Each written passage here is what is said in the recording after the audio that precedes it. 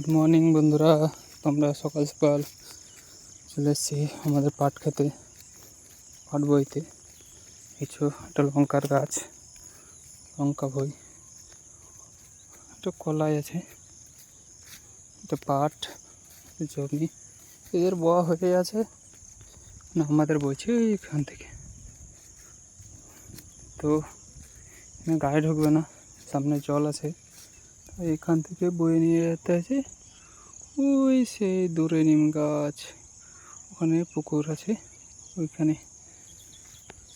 সকালবেলা ভিউটা দেখো ভাই, আমাদের গ্রামের ভিউ। আকাশটা দেখেছো কি দারুণ। ওকে বাই বন্ধুরা। তো এখন পাট হতে হবে, বইতে হবে।